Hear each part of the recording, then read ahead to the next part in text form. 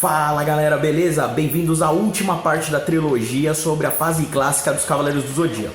Se você não viu a parte 1 e a parte 2, dá uma olhada, porque senão vai ficar meio perdido no contexto aí. E no vídeo de hoje a gente vai finalizar a história falando da saga de Poseidon e também dando a minha opinião aí sobre o que foi os Cavaleiros lá nos anos 90. Pontos fortes e pontos fracos. Bora lá?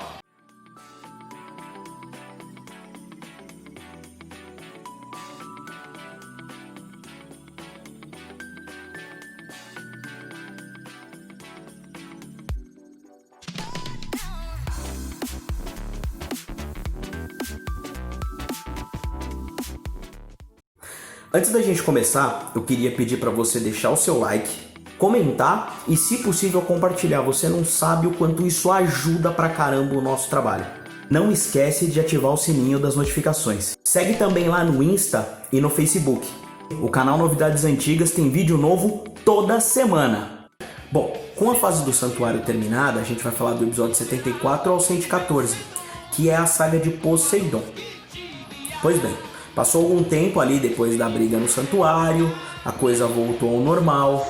Quem agora está controlando o santuário é o mestre ancião, que é o mestre do Shiryu, que a gente acaba descobrindo que é o verdadeiro Cavaleiro de Libra, que também é um sobrevivente da última Guerra Santa.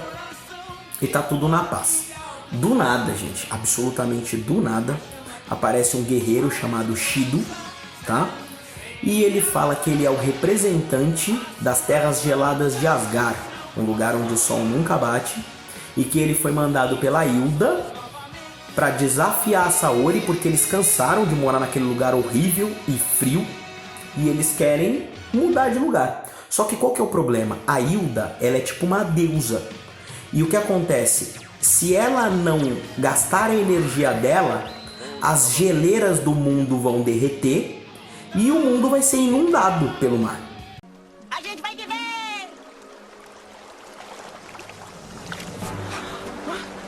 A gente vai morrer! E isso já está começando a acontecer. A Saori, que é a Athena, fica meio desesperada, e o que ela faz? Ela vai até Asgard e ela fica lá no templo onde a Hilda deveria estar, e ela usa a energia dela para conter um pouco o derretimento das geleiras e poder salvar a humanidade.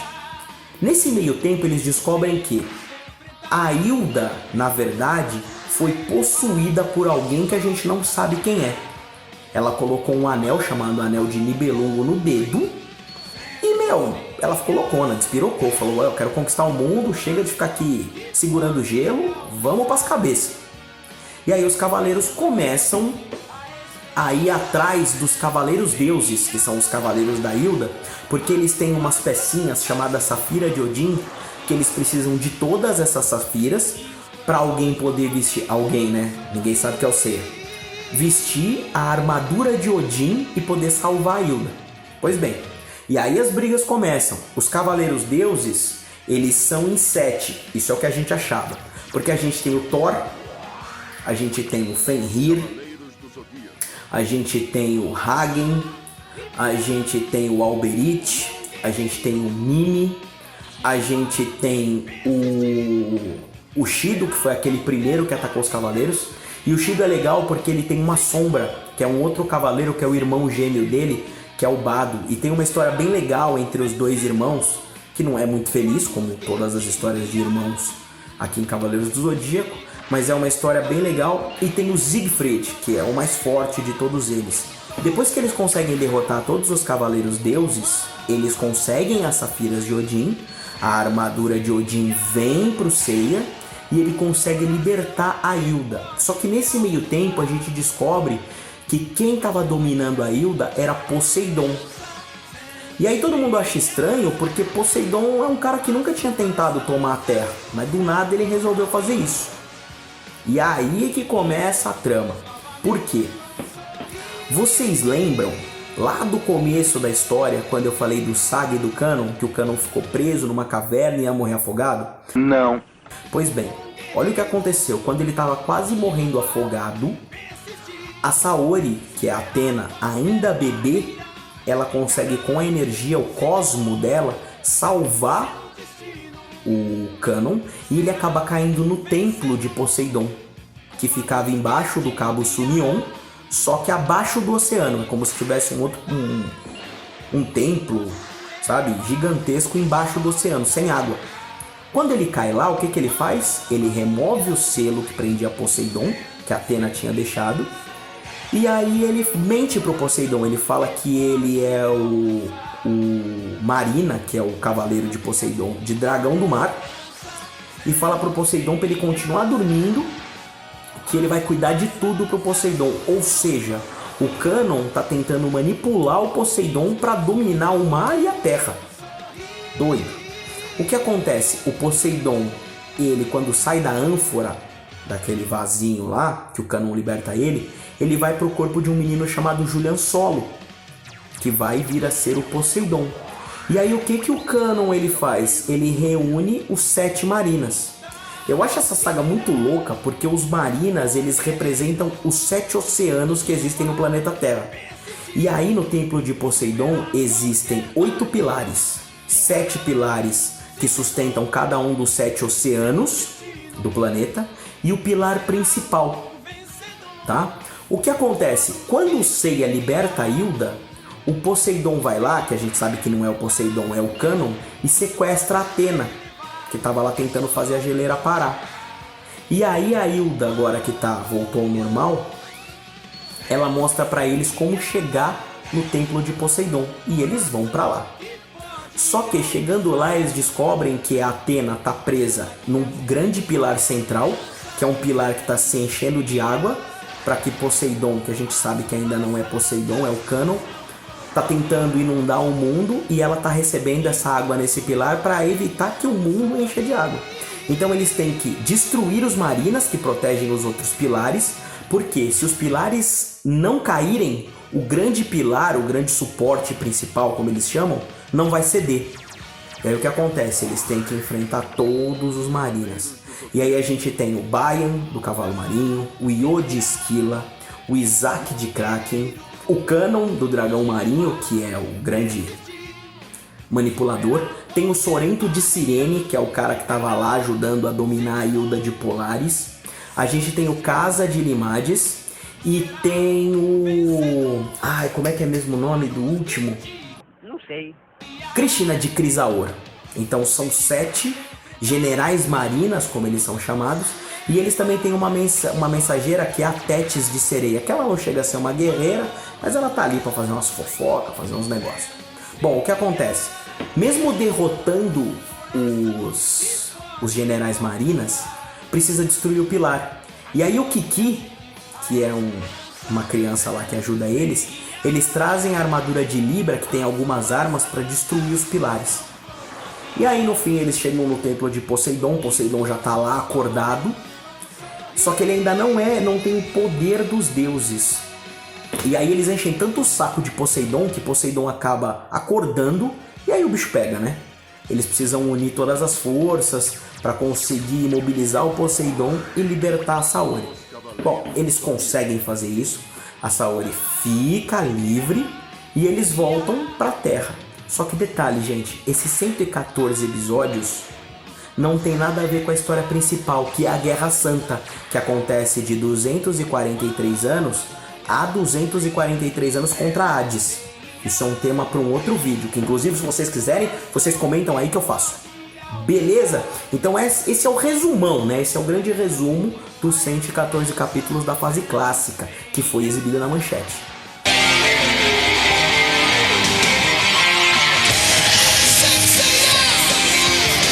Os Cavaleiros do Zodíaco. Bom, povo doido, como eu contei a história toda pra vocês, agora eu quero colocar aqui a minha visão de pontos fortes e pontos fracos dessa fase clássica de Cavaleiros do Zodíaco, tá? Bom, eu vou começar pelos pontos que eu julgo fraco, tá? A primeira coisa que eu não gosto em Cavaleiros é que ele é muito melodramático. Tem algumas cenas com uma musiquinha que é tipo...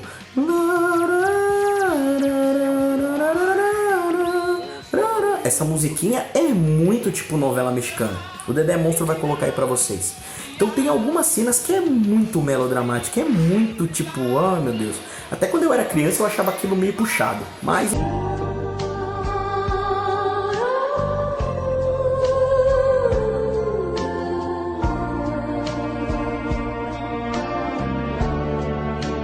enfim. Uma outra coisa que eu não gosto é da fase dos Cavaleiros de Prata. Gente, quem assistiu ou quem for assistir vai ver, dá vontade de morrer. Porque o santuário fica mandando cavaleiro atrás de cavaleiro e aquilo não tem fim. E aí você percebe que são poucos os Cavaleiros de Prata, como o Perseu, que são bons. Porque a grande maioria dá uma vergonha ali, é muito grande. Tem um rapaz que é o Cavaleiro do Corvo. Gente, é rir pra não chorar. É bizarro. O cavaleiro controla os amigos corvos, como ele chama. Gente, aquilo é muito feio. É muito feio. Tá? Esse é outro ponto negativo. Outra coisa também que eu não gosto muito é o protagonismo exagerado no Seiya. Eu acho que Cavaleiros tem outros personagens secundários, como o próprio Ikki de Fênix, que poderia ser muito melhor aproveitado. E não é porque o desenho chama Saint Seiya, né, brother? Então não tem o que fazer. Mas enfim, e além disso tem um negócio que é muito bizarro, que é a idade dos Cavaleiros. Pra vocês terem uma ideia do que eu tô falando, o Seiya tem 13 anos, o Ikki tem 15 anos. Velho, é muita bomba no corpo dessas crianças. Bora! Hora do show! Porque eles não aparentam essa idade, eles aparentam ser muito mais velhos. Então as idades é um negócio bem ruim. Pontos fortes. Eu sou meio suspeito pra falar, porque eu peguei aquela fase bombástica de Cavaleiros no Brasil. Mas eu gosto muito dos valores que o desenho traz, que são valores do tipo amizade, companheirismo, você não desistir dos seus objetivos. É uma mensagem que muitos desenhos hoje não trazem. Então isso é um ponto muito legal. Uma outra coisa que eu gosto muito, que foi o que me atraiu em Cavaleiros, é a questão da mitologia grega, principalmente. Existem outras mitologias, como a nórdica, por exemplo, mas a mitologia grega ela tá muito presente. E pra mim, que adorava e adoro mitologia grega, é muito legal você fazer um paralelo entre os cavaleiros, né, cada cavaleiro, e a mitologia que ele representa. Isso é muito louco, é muito legal. Uma outra coisa que é um ponto positivo, que tinha na Gota Mágica e na versão da Play Art não tem, é o seguinte: quando ia pro comercial e quando voltava do comercial, tinha algumas vinhetas personalizadas que o Dedé Monstro vai mostrar aqui pra vocês. Aquilo era muito bom.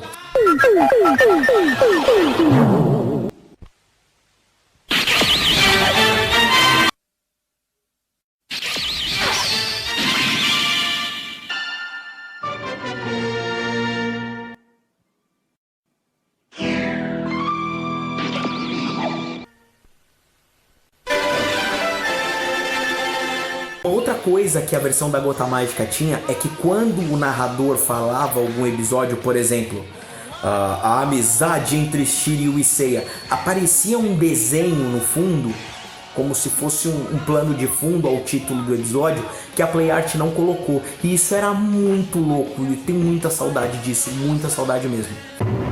Hoje apresentamos Um Bruxo do Mar, a Canção da Morte. Versão brasileira, Gota Mágica, São Paulo. Gente, uma outra coisa que é importante lembrar é que Cavaleiros passou em outros canais ao longo dos anos. Porque na Manchete foi exibido de 94 a 97. Depois o Cartoon Network em 2003 exibiu, a Band exibiu em 2004 e o falecido Canal 21, que era muito louco, não sei quem lembra do Canal 21 aí, exibiu em 2005. Só que claro, né, gente, em nenhuma dessas exibições Cavaleiros fez o barulho que fez lá nos anos 90, não tinha nem como. Uma porque não era mais novidade, e assim, o mundo mudou, a gente já tinha internet nessa época, a criançada já tava em outra pegada. Então Cavaleiros, assim, pra gente que não tinha tanto acesso, foi muito legal, mas as novas gerações não curtiram muito, infelizmente, tá? Essa criançada não sabe de nada. Não sabe nada, inocente, tudo pá! Outra coisa que é importante lembrar é que quando foi exibido lá no Cartoon Network, na Band, no Canal 21, as aberturas, elas eram as aberturas originais do Japão, só que com as músicas em português. E é aí que veio Pegasus Fantasy, Soldier Dream, Blue Dream, todas adaptadas para o idioma em português. E essas aberturas são muito loucas, especialmente Soldier Dream, que é a que eu mais gosto dessa segunda leva de aberturas. E também as músicas de encerramento, elas foram refeitas em português, também ficaram muito legais. Mas Soldier Dream é a minha favorita. Faça elevar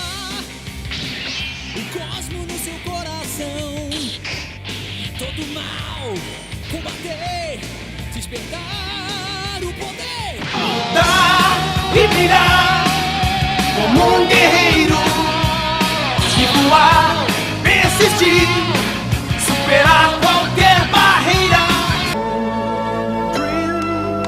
Eu posso perceber, o meu coração vai me levar.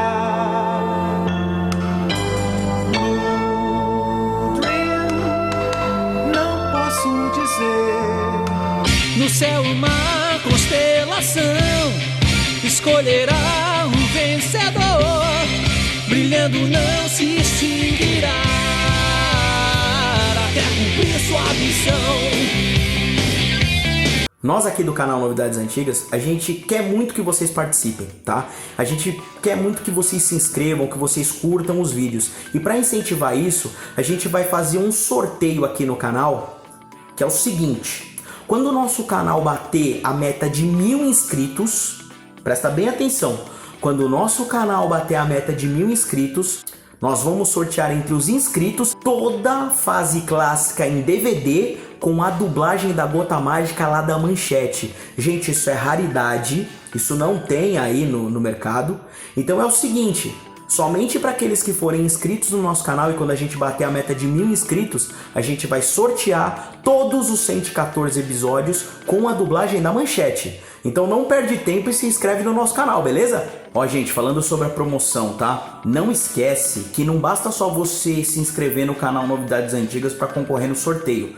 Você precisa se inscrever lá na nossa página no Facebook ou lá no nosso Instagram pra gente saber quem vocês são. Porque se vocês só se inscreverem no canal, eu não vou saber quem é. Aí não vai ter pra quem sortear, beleza? Não esquece, se inscreve lá no Face ou no Insta. Valeu? É isso aí, povo doido. Eu espero que vocês tenham gostado do vídeo. Eu tentei resumir aí tudo que eu lembrava da época de Cavaleiros do Zodíaco lá na Manchete. Se você gostou do vídeo, deixa seu like, se inscreve aí no canal e comenta o que você achou desse vídeo e quais são os próximos vídeos que você quer ver aqui no canal. Você pode comentar aqui no YouTube, na nossa página no Facebook ou no Insta. Gente, a participação de vocês é extremamente importante. Esse canal é de vocês, beleza? Eu realmente espero que vocês tenham gostado e a gente fica por aqui. Fui!